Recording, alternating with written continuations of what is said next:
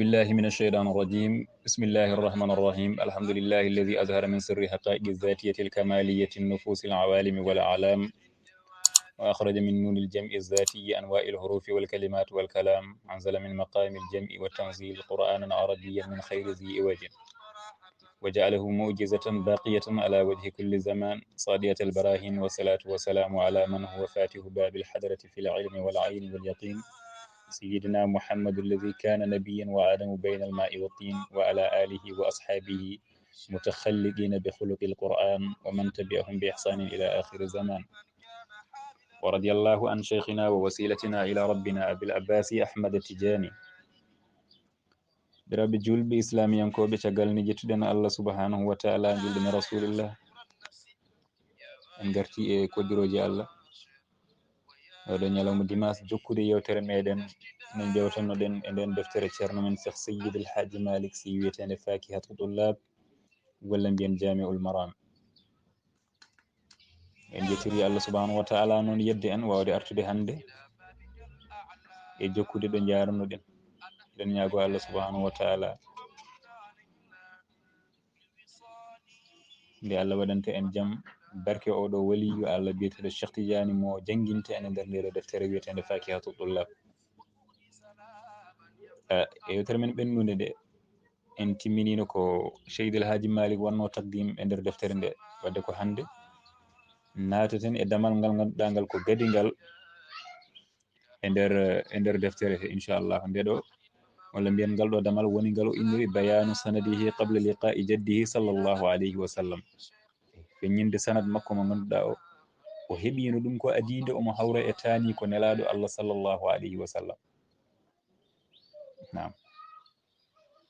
eɗen gandi cheikhna tidiane radiallahu taala anhu o rewi e nokkuji kewɗi, walla mbiyen o rewi e laabi kewɗi hade makko yidirde e taani ko nelaɗo allah sallah alih sallam tottimo ngol ɗo lawol biyetengol tijaniya. kanko ceerno men cheikh tidiani o rewi e dariqa kadiri, o rewi e nasiri, o rewi e lawol biyetengol halwati ngol ɗon ngol Seydi El Hadji Malick ari jangguinde en sanadu mo hebno toon o holko woni on sanad, walla mbiyen hol sominoɓe on sanad. ɗum woni ko ari jangguinde en e ngal ɗo damugal. ɗum hollirtuma cheikh tidiane radiallahu taala anhu himmi o ɓooyi towde yiilade allah ɓooyi wonde haaji makko kanko ceerno men cheikh tidiane radiallahu taala anhu. wadde ko ɗum woni ko jangguinte en e ngal ɗo damal. taw noon hannde wattata darsu meɗen tataɓijo e nder deftere nde. ɗo woni ɗo wiyata bayanu sanadihi qabla liqa'i jaddihi sallllahu alayhi wa sallam, feññinde sanad makko ko adide omo hawra e taani ko o nelaɗo allah sallllahu alayhi wa sallam. nde o wi sanaduhu qabla liqa'i lmustafa salla alayhi rabbuna wa sharrafa. nam sanad mo suɓiɗo o maana ko on ijaza mo heɓno e seydi mahmoud al kurdi e o mo ganduɗa ko e muɗum kurdi heɓno e keɓno e on mo heɓno e mum ha yetti nelaɗo allah, ha yetti seydina djibril, ha yetti allah subhanahu wa taala. ɗum woni ko jofantono en, ɗum woni ko joguɗo jofanade en ɗo.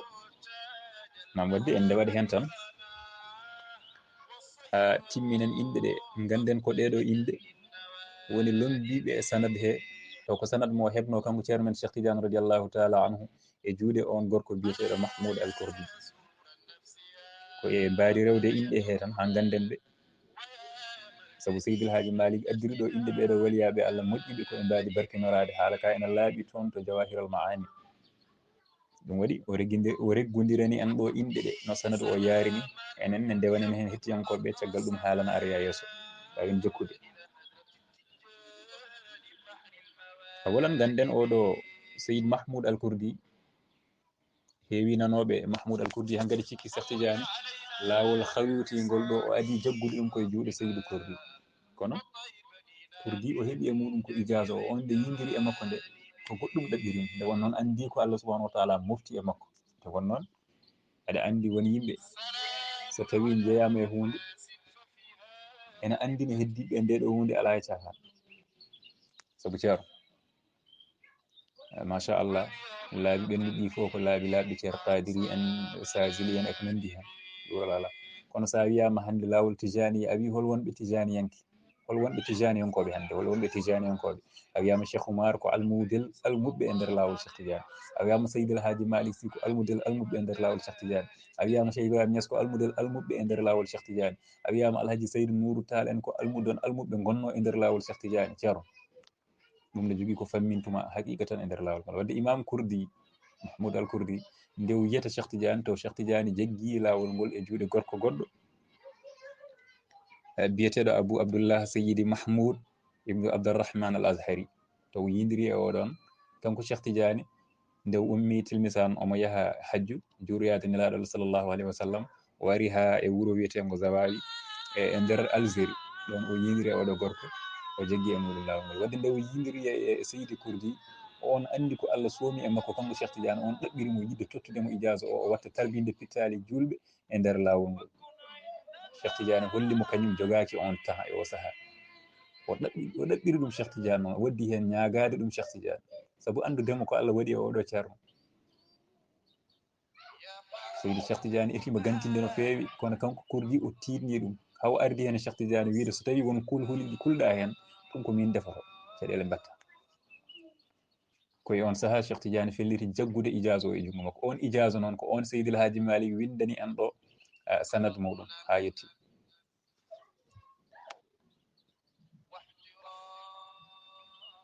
kono kay ngol ɗo lawol Cheikh Tidiane woni hen haqiqatan saabu waɗi almuɓe makko ɓe rokki ngol ɗo lawol ene jeeya e mabɓe Mouhammad ibnul Misri walla mbiyen ibnul Masri joom jami ibnul Masri nden deftere Tijani en koɓe fof ne gandina alhamdulillah on gorko jaggi lawol halutingol e juuɗe ceerno men Cheikh Tidiane radiallahu taala an Cheikh Tidiane noon heɓno ijasa o koye juuɗe oɗo gorko biyeteɗo Mahmoud al Kurdi hokkudemo lawol ngol kanko Cheikh Tidiane radiallahu taala anhu almudu makko biyeteɗo ibnul Misri o hay ibnu Baba al Alawi en haala hen to muniya o wiya wa jaahu izaka sami l qadri fardu sana sayidina ibnul Masri fa faza minhu samma bitalqini an cheikhihi l kurdi rida al amini ɗum woni ko jofototo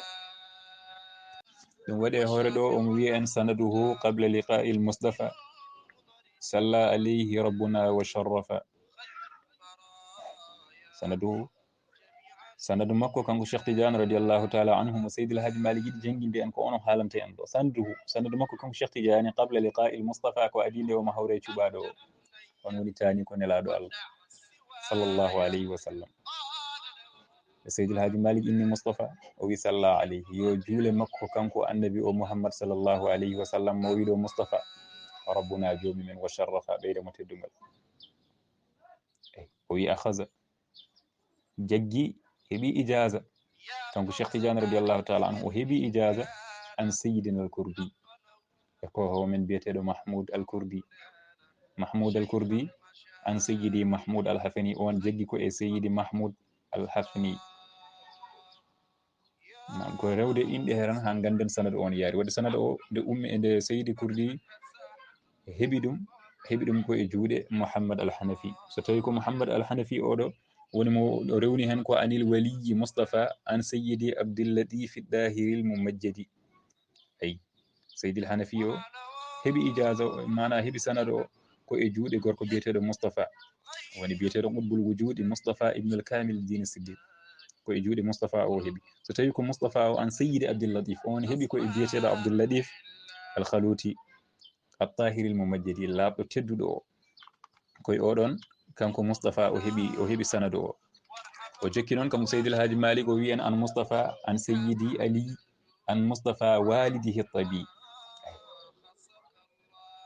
Mustafa an walidi Ali joni noon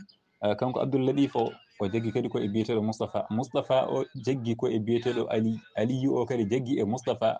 mo jaggi e muɗum o noon Seydi El Hadji Malick wi ko jinnaɗo makko ay walidihi ɗabi oɗo Mustafa mbiɗen o jaggi koye Aliyu o jaggi e jinnaɗo mum ene wiye Mustafa ene sowiri tabi so tawi ko jinnaɗo makko biyeteɗo Mustafa o anil humami sayyidil jurmi qutbu zamanihi musil al ghayyi on jogui koye kohowo mawɗo biyeteɗo Sayyid al-Jurmi.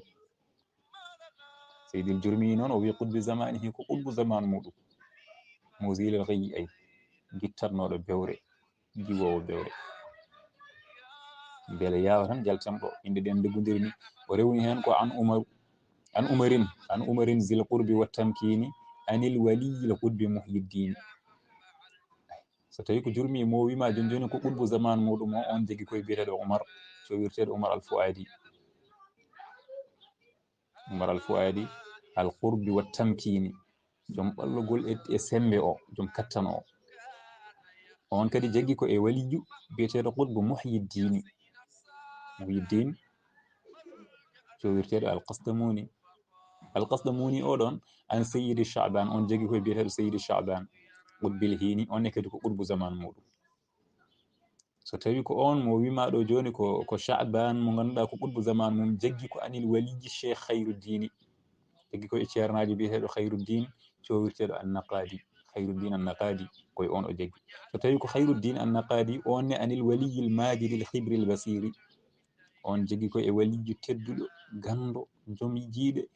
holi on wa huwa sultanul muqaddasi biyeteɗo sultanul muqaddas al-Jalabi sultanul muqaddas al-shahir lolluɗo o. so tawi ko sultanul muqaddas kañumne anil waliyi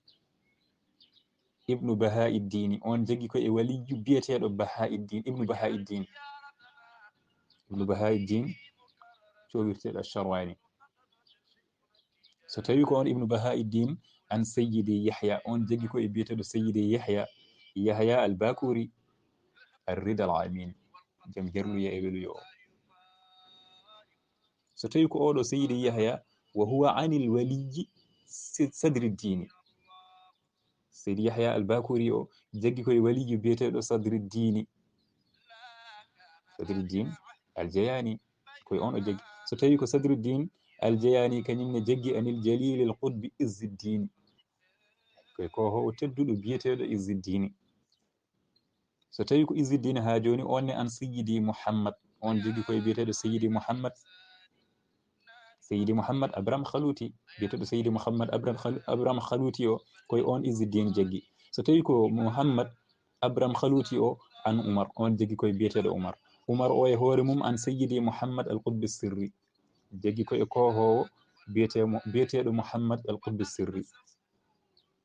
Muhammad al-Qutbi sirri o jaggi anil waliyu koye waliyu Allah Cheikh ceernajo biyeteɗo Ibrahim az-Zahidi Ibrahim duuɗiɗo o al-Muhazzabi ƴoƴƴo o al-Fahim joom fahmu o koye oɗo kankone o jaggi. so tawi ko oɗo Sayyidi Ibrahim az-Zahidi al-Muhazzabi al-Fahim o wima on ne jaggi an Sayyidi Cheikh Jamaluddin on jaggi koye ceernajo biyeteɗo Cheikh Jamaluddin at-Tabrizi. so tawi ko on Cheikh Jamaluddin at-Tabrazi o jaggi ko e biyeteɗo Tajil Alam Shihabuddin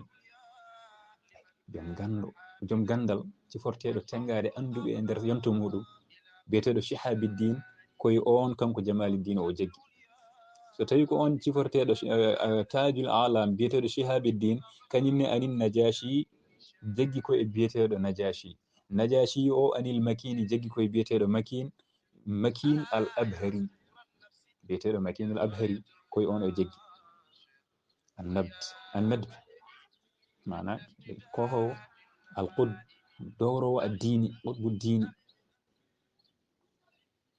o woni al-Makin al-Abhari o.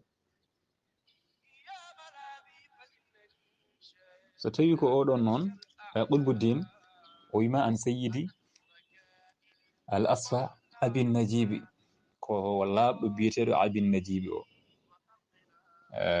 woni Aban Najib Shahrawardi on ganduɗen jiɗɗen tan ko rewde ɗo ɗum tagui en natta e haalde goto min fof holi kañum kono noon oɗo kam ene lolli Aban Najib Shahrawardi jaako e lolluɓe. so tawi ko Abin Najib o on ne jaggi an Umar al-Bakri on jaggi koye biyeteɗo Amrul Bakri woni mo sifori ɗo komo softe Seydil Hadji Malick zit tahzibi ay joom laɓal o oɗo joom laɓal biyeteɗo amrul bakri holto jaggi seydil haji mali wi an siyidi cheikh wajihiddini o jogui koye kohowo biyeteɗo cheikh wajihiddini cheikh wajihiddini o holmo jaggi e muɗum on an seyidi mouhammad alfadini on jaggi koye kohowo biyeteɗo mouhammadul fadini mouhammad ƴoƴƴo noon woni inde makko oɗon mouhammadul fadin holto jaggi seydil haji mali wi an seyidil jundiyi seyidil jundi woni imam junaydi seyid daif assufi so wiyama seyid daif assufi tan yimɓe foof ne gandi ko imam junaydi kañumni an sirri hol gonɗo sirri ibnul mughallas sirri biyeteɗo ibnul mughallas arrida jarlaɗo as-sitti fewirteɗo as-sitti as-siqɗi oɗo kañumne holto jaggi seydil haji malik wi an ibnu feyrouz biyeteɗo ma'ruf bon feyrouz al-karhi ɗum waɗi o rewni hen arrida al-karhi ibnul ma'ruf ibnul feyrouz woni ma'ruf ibnu feyrouz arrida jarlaɗo al-karhi karhiyanke o onne holto jaggi o wi on an seyidi dawoud on jaggi ko e seyidina dawoud ɗum waɗi o wi dawudi nal waliyi ko ga ko howo men biyeteɗo dawuda men alwaliyi wali o woni dawuda ta'i dawuda ta'i o holto jaggi seydil haji mali wi anil habibi woni habib al ajami habib al ajami o holto jaggi o wi qul anil basari on ne jaggi ko e basari woni hasan al basari o waɗi kadi koye lolluɓe jeeya tigui rigui kono noon ko gonɗen ko irtade tan ha kaalen inde ɗe ɗum waɗi nde wi anil basari nde o haali haala hasan al basari o wi qutbi zamanina radi safi walla qutbi zamanina rida safiyi ko howo zamanu meɗen jarlaɗo safi labɗo o hasan al basri hasan al basri kañumne holto jaggi sanado umuri ɗum an walidi sibtayni ay o wi umurimo ko an walidi sibtayni ga jinnaɗo muɗum sibtayni on al hasani al huseyni woni sayidna ali ibnu abi talibin karramallahu wajhu ko on ne heeɓi koye juuɗe sayidna ali woni mo wi haydara liqa mbarodi golwole o no français wiyata l'homme de guerre eyyi sayidna ali woni on gorko so tawi wolde dawi mbarodi ndi nde yarata caggal ndi koye juuɗe on gorko biyeteɗo sayidna ali o heeɓi ɗum waɗi an walidi sibɗayni haydarul liqa'i amman lahu ilal ilahi l irtiqa so tawi ko sayidna ali o on kañumne holto heeɓi o wi amman lahu eyi on mo wodani ɗum ilal ilahi fewde to allah al irtiqa ngabbugol on woni nelaɗo allah sallah sallam sayidna ali ummori ɗum koto nelaɗo allah sallllahu alayhi wa sallam seydi el haaji mali toujours ene jangguina en seɗen teski kala nde o haali haala annabaɓe mo adda salatu o nde o wi o heeɓi ko e juuɗe nelaɗo allah sallah alih sallam mo ganduɗa ko kañum woni joom ngabbugol to allah subahanahu wa taala o wi sallah aleyhi juulen e makko après ɓenen sallah aleyhi yo juul e makko rabbuna jomumen wa sallama hisnamo ngun juulu wa alihi yo allah julɗum e koreji nelaɗo allah wa sahbihi e sahabaɓe nelaɗo allah wa karrama ɓeyda ɓe teddugal hey ɗum o dartorino ɗo ko julde annabi o sallllahu alayhi wa sallam joni nelaɗo allah salah sallam ne holto heeɓi o wi an jabrailu sayyidil malaiki o heeɓi koye jibril mo ganduɗa ko kañum woni kohowo maleykaji o joni elle ma mbiya won mbiɗomo sayidna jibril kañum e holto tuɗi ɗum holto umori ɗum o wi an sayyidil amlaki wal mamaliki yo sayyidil haji malik an sayyidil amlaki wal mamaliki jibril ne umori ɗum koto kohowo laamaɓe o e laamiɓe ɓe foof sayyidil amlaki kohowo lamɓe o wal mamaliki eko laamako lamɓe e laamaɓe foof hol lamɗo muɗumen allah nam an sayyidi ga laamɗo al amlaki lamɓe ɓe wal mamaliki eko laamako wadde ɗo eɗen paama ummi koto allah ari e sayidna jibril ummi e jibril ari e nelaɗo allah ari e sayidna ali ari e hasan al bisri ari e habib al ajami ari e dawt da'i ari e ma'ruf ibnu feyrouz al kardi e on saaha ari e sirri ibnul mughallas ari Junayd Adda'i mana Sayyid Daif, ari Muhammadul Fadin, ari Wajihuddin, ari Amrul Bakri, ari Abi Najib Shahrawardi, ari Qutbuddin, ari Makin al-Abhar, ari Najashi, ari Shihabuddin, ari Tabriz, ari Jamaluddin, ari Ibrahim al-Zahid, ari Muhammad Qutb Sirri, ari Muhammad Abram Khaluti, ari Izzuddin, ari Sadruddin, ari Yahya Bakur, ari Bahauddin Sharwani, ari Sultan al-Muqaddas, ari Khairuddin Naqadi, ari Sha'ban, ari Muhyiddin al-Qasdamuni, ari Tamkin ma'ana bun al-Qawi, ari Amrul Fuad, ari Jurmi, ari Mustafa wa jinnaɗo mum Aliyu oyo mo kalɗen, ari Ali, ari Mustafa, ari Abdul Latif al-Halabi, ari Mustafa Kamaluddin, ari Muhammad Hanafi, ari Mahmoud al-Kurdi, ari juuɗe ceerno men Cheikh Tidiane radiallahu taala anhu. Cheikh Tidiane totti ɗum Muhammad al-Misri. ɗo famama ɗum ɗo woni ko Seydil Hadji Malick yinno yen paami hen sanad o ko ni yaari. oɗo sanad woni mo heɓi walla mbiyen o sanad woni mo sakkiti hebde e sanaduji ko adini omo yindiri e tani ko o rasulillahi sallllahu alayhi wa sallam. kono ƴeewen Seydil Hadji Malick o jantini men oɗo sanad, eɗen gandi ko worɓe labaɓe ɓolɓe waliyaɓe Allah laaɓɓe o haali ɗo. haw yetti Seydina Ali mo ganduɗa ko sahabiyu nelaɗo Allah, kadi ko ƴiƴam nelaɗo Allah. haw yetti nelaɗo Allah mo ganduɗa ko kañum woni khayru khalqillah. haw yetti Seydina Jibril, haw yetti Allah subhanahu wa taala. ɗum ɗo fof sa haali ɗum holko poɗɗa wattude hen? Seydil Hadji Malick wi duwaji ma nam yo Allah jaɓan enen kala. wadde o rewni hen ko wiide ya rabbana bil majdi wal bahai wal zati was sifati wal asma'i ya rabbana wal ardi was samai wa ma biha ya malikal ashyai. Seydil Hadji Malick nana ñaago Allah mbiyana amin. ya rabbana hema an jomi amen bil majdi, amin ñagoroma teddugal maɗa,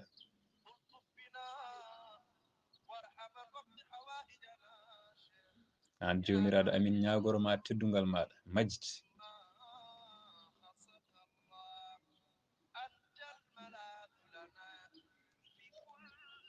wal baha, jomam amin ñagoroma ha joni sembe ma, kattanɗe ma, caractére ma an jomiraɗo. wa zati, amin ñagoromaɗo zati ma mo ganduɗa namdani hay batte, sabu kanko wino laysa ka mislihi chey.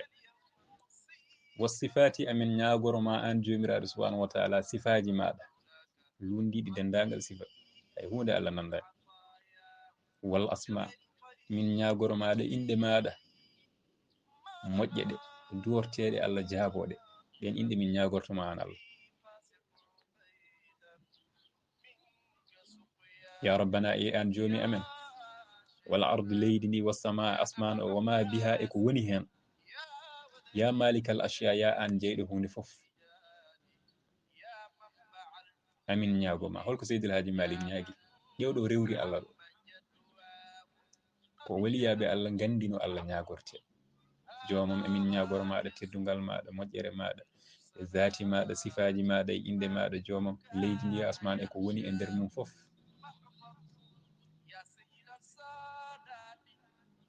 holko Seydil Hadji Malick adi ñagade Allah? o wi ko alhiq jama'ati bi haula'i,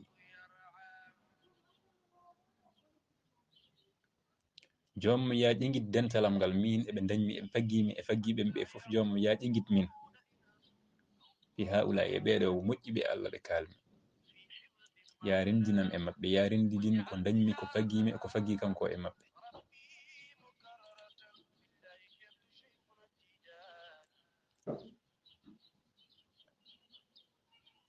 holmo ñagori ha joni barke mum? o wi bi khiratil akhyari, barke on cuɓaɗo suɓaɓe o.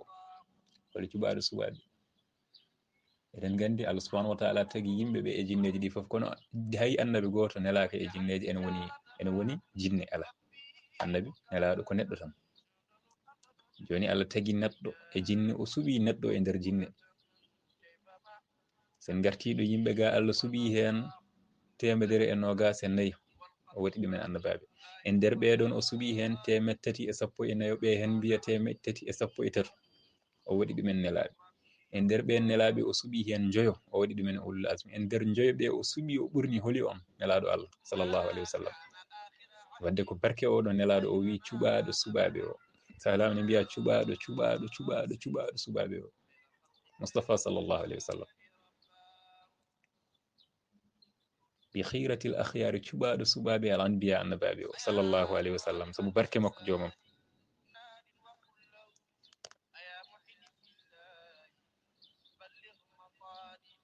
alhiq jamaati bi haulai, rendi dinam e dentalam ngal ko faggimi ko e ko faggi kam ko pop ya ƴinguiɗɗe men ndeɗo moƴƴere. ɗum ko haade Seydil Hadji Malick noon duwade duwano foof sa yiito taysir o wiyata ko faghfir lana waliman baynana nasabun min jihati dini aw fi dini yallah.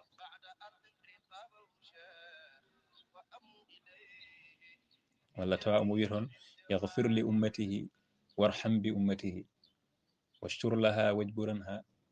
rabbi allah. holko Seydil Hadji Malick jokki e duwade beele o gasni o yala o jomum ha joni wa kun hijaban baynana ya rabbana wa bayna aadina alghururi rabbana. holko jangguini en ɗo ƴewen duwa o wa kun hijaban jomum ya won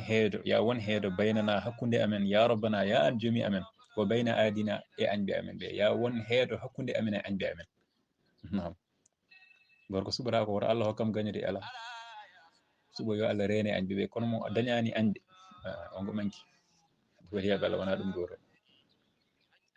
wa kun hijaban won heedo won barrage won portege jomum baynana hakkude amen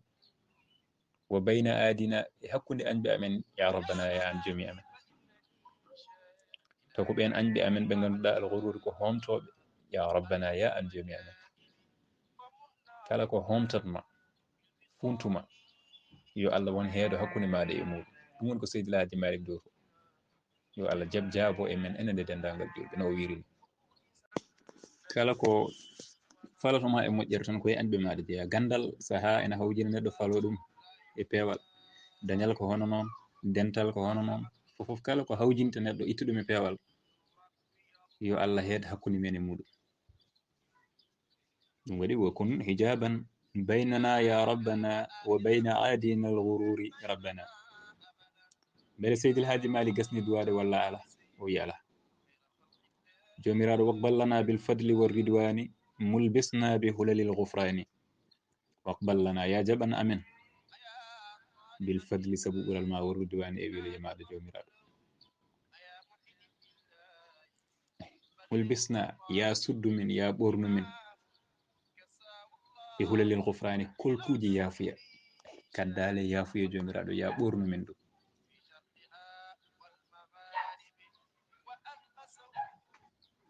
beele o gasni duwade ala o gasnani to ha joni o wi warham jami'ana wa walidina jomiraɗo ya yaafo min minen foof wa walidina jaafoɗa jinnaɓe amen.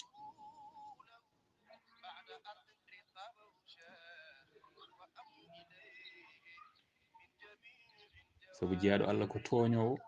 toñangue gue hattanani. joni noon an Allah yaafu jiyaɓe maɗa, jiyaɗo maɗa ko toñanma ko ferguitto e maɗa ko hay hunde ɗum wonani ɗo maɗa saabu yaadi yurmede maɗa. kono noon lebte maɗa e mettingol maɗa ala hen foof ko heeƴi e jiyaɗo maɗa. wadde jomiraɗo yaafo min minen foof wo walidina jaafoɗa jinnaɓe amen haade kay ko an yamirno amen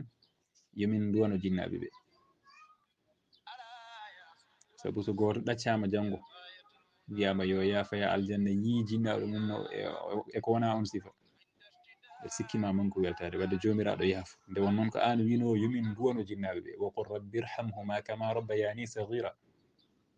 Seydil Hadji Malick wi warham jami'ana wa walidina yaafo min minen foof jaafoɗa kadi jinnaɓe amen ɓe. ya rabbana ya an jami amen rabbi e joomum yaafo ha joni de wo muslimina e dendagal julɓe pop en yaafo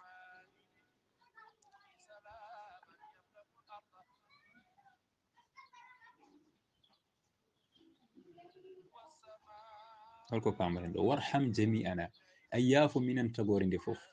ɗo julɗo e kefeero fof naati ɗo yaafo julɗo e kefeero fof jomiraɗo wo walidina jaafoɗa jinnaɓe amen ya rabbana ya an joomi amen wa rabbi e joomam o muslimina yaafo julɓe ɓe nam sabu ene daganoma duwanade kefewoɓe kaydil hayati ɗon ɗo wuuri ɗo gurnam aduna ɗo duwanade mo yo dañ jaam nam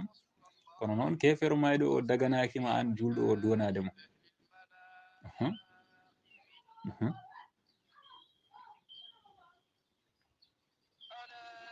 seydil haaji mali wi warham jami ala yo allah yaafo en enen pop o walidina yaafo jinnaɓe men ya rabbana ya an joomi amen rabbi e joom wo muslimina e dendagal julɓe yo allah jaɓanen oɗo duwa barke seydi Cheikh Tidiane nde seydil haaji mali gasti duwade o wi en wa ba'da ma qaddamahu lkurdiyu ra'a annabiya almustafa alchafiyu mustafa alsafiyu وقال لا منة للمخلوق عليك من مسائخ الطريق أنا مربيك وأنت ولدي وشيخك العبر كل مسندي اسكي شيخ تيجان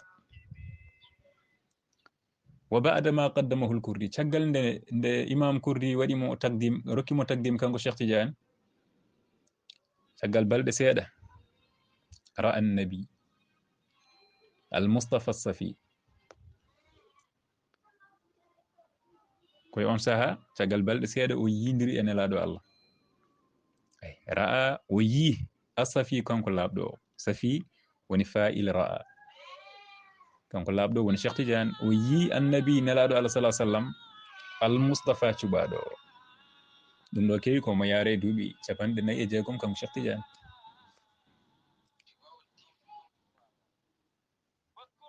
ans makko kanko nelaɗo Allah taw fergo annabi ene yaara e 1196 ans duuɓi 1996 fergo ene yaara ɗo kanko Cheikh Tidiane omo dari e duuɓi 46 ko ndende imam Kurdi rokkunomo taqdim o caggal balɗe seeɗa o yindiri e tani ko oɗo nelaɗo Allah sallallahu ta'ala alayhi wa sallam beele o yindiri e nelaɗo tan nelaɗo itti ko tottannomo tottimo ɓe certi walla wonko ɓe kaldi Seydil Haaji Mali wi rewe amma mi haalan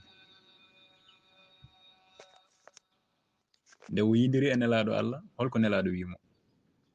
Seydil Haaji Mali wi wa qala la minnata lil makhluqi alayka min masaikhi tariqi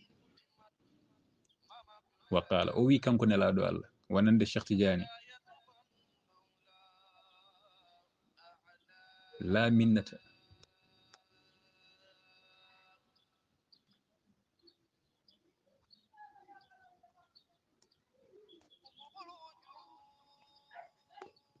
ko aɗa naftoro ala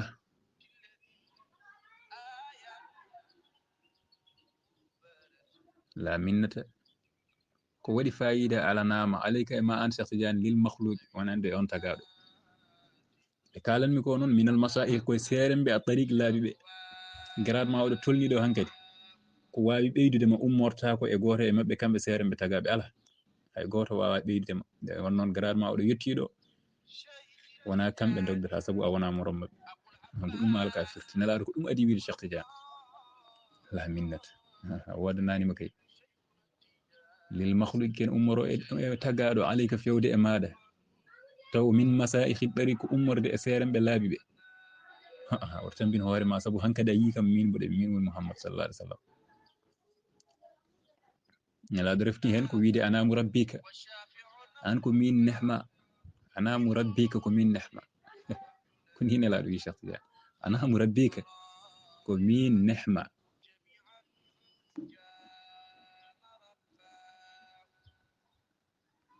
no pamirten ɗo ana murabbika ko min nehma te nelaɗo Allah sallallahu alaihi wasallam meeɗi yindirde Cheikh Tidiane ko ñande hen Cheikh Tidiane ene yaare e duuɓi 49 wadde ko ruhu Cheikh Tidiane o woni mo nelaɗo nehno ruhu o meeɗa sertude e nelaɗo Allah qattu hay lawol goto Serigne Ababacar Sy ne wiya wa acha yashabuhu bil jaddi nabiyyi sharafa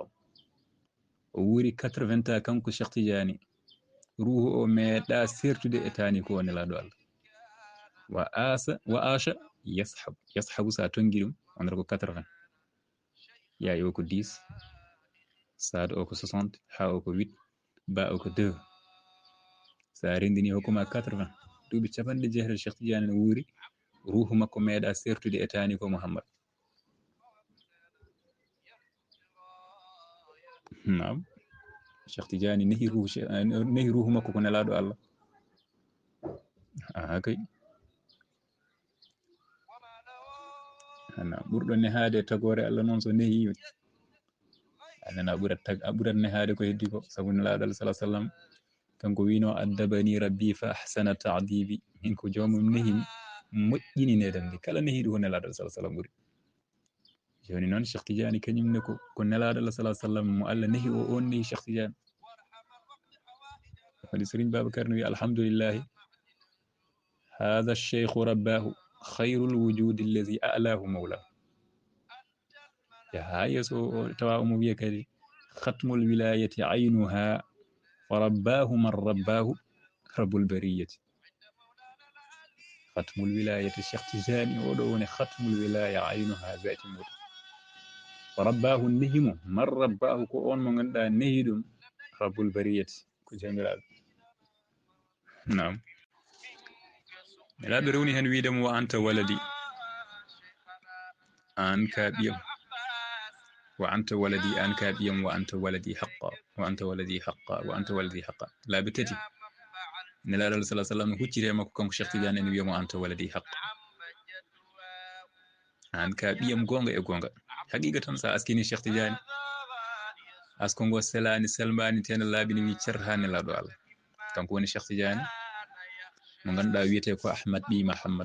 محمد وكو بي مختار وكو بي أحمد وكو بي محمد وكو بي سالم وكو بي أبي الإيد وكو بي سالم وكو بي أحمد الألواني وكو بي أحمد وكو بي علي وكو بي عبد الله وكو بي عباس وكو بي عبد الجبار وكو بي إدريس الأكبر وكو بي إدريس الأصغر إدريس أودن وكو بي إسحاق وكو بي علي زين العابدين وكو بي أحمد وكو بي محمد ذو النفس الزكي محمد ذو النفس الزكي كبي عبد الله الكامل كبي الحسن مصنع كبي الحسن الصب كبي سيدنا علي نين من فاطمة بنت رسول الله صلى الله عليه وسلم او غوركو وني شيخ تيجان wadde so nelaɗo wimo anta waladi haqqa belaɗo yo jabbe mettaɗo ko porle mum kono ko ski sahna tijani wadde nelaɗo Allah sallallahu alaihi wasallam wimo ana murabbi ko min nehma wa anta waladi an ka biyam o cheikhuka ceerno ma al abar gonge e gongo o mo ganduɗa ene ɓuranma kulla musnadi kala ceernajo mo meɗɗa yewirade mum ko min woni nehowoma an ka ɓiyam ko min woni ceerno ma ɓuranɗoma dendagal ceerno mo meɗɗa wirtade o saaha mbimi Cheikh Tidiane yarata ko duuɓi 46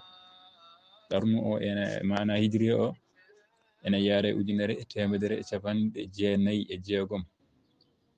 ene manki wonde 1200 ko ɗo Cheikh Tidiane haaldi e nelaɗo Allah sallallahu alaihi wasallam ɗiɗo konduɗo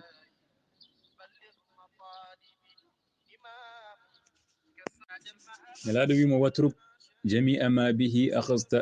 hatta tafuza kulla ma wu'idta naam wonko tawrumami noon wonko tottaneɗa waliyaɓe Allah wonko tottunuma ha heewi an Cheikh Tidiane hande noon en jindiri min woni Muhammad min woni Tane watruk accu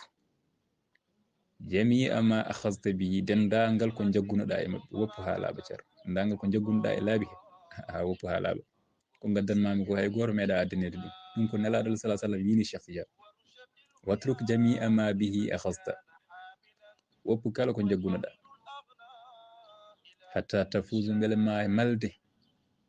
kullama wa'at dendagal ko podeneɗa ko e on saaha nelaɗo Allah sallallahu alaihi wasallam itti istighfar e salatu ala nabi totti ɗum Cheikh Tidiane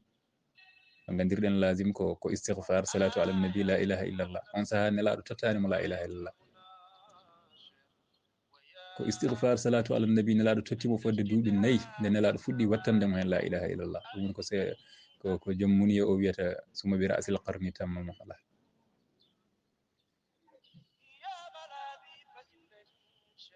ko on saaha nelaɗo wimo woppu kala ko joguinoɗa itti ɗeɗo gueɗe tottimo omo yaara e duuɓi 46 kanko Mawlana Cheikh Tidiane nelaɗo wimo jaggu ɗum ɗo ɗum noon ala jiidani ko waliyaɓe keɓanno ko de jaggu ɗum wirdu ɗum oto ɗano oto ñaam ɗum oto joddo e yimɓe oto waɗni la ala min mbi Seydil Hadji Malick holno wayi ko nelaɗo tottimo ko holno sifori holko nelaɗo fawnimo hen o winde nelaɗo itti tottimo kanko Cheikh Tidiane wiimo ko ɗum ɗo jaggu ɗum wirdu min gayri khalwatin wala atizali subhana rabbi daimil kamali ɗum ko tottumami an Cheikh Tidiane min gayri khalwatin ɗum ɗo alda e natande ɗum khalwade wala atizali alda e follade yimɓe de ala wona khalwaji jamma e ñalawma a yiyata boowal wona follade yimɓe hay goto a haaldata wona a ñamata ko weli la ala ɗum ala nde o haali ɗum kanko Seydil Hadji Malick o wi subhana rabbi senade wodani joomam daimil kamali mo timmal mum duumi o subhana rabbi daimil kamali wallahi senade wodani Allah kono enenne eɗen kaani wiide alhamdulillahi daiman Allah hertinande en oɗo ceernajo e nder waliyaɓe Allah Qutbul Maktum Aboul Abbas Ahmad Tidiane yo Allah yoɓ nelaɗo Allah moƴƴere en gardi hen haɗo inchallahu taala damal ngal timmiɗo jafno bandiraɓe noon alhaali o juuti kono ko yinnode timminde damal ngal tan nde on noon ko ɓurno hewde hen ko haala sanadu o tan den timminde beele so tawi en gaari yontere fande inchallahu taala ma en mbaw nadde e damal ɗimmiwal ngal so weeli Allah so wonko ferguira hen kadi min ñaaguima yafuya so won hen ko rewi lawol eɗen jettira ɗum Allah eɗen jettira ɗum seeramɓe meɗen inchallahu taala wonno anniyaji ɗi ko fewnude e moƴƴinde إن أريد إلا الإصلاح ما استطعت وما توفيقي إلا بالله عليه توكلت إليه أنيب السلام عليكم ورحمة الله وقل يا إمام الغرب اقض حوائجي تراه يقينا حاضرا غير غائب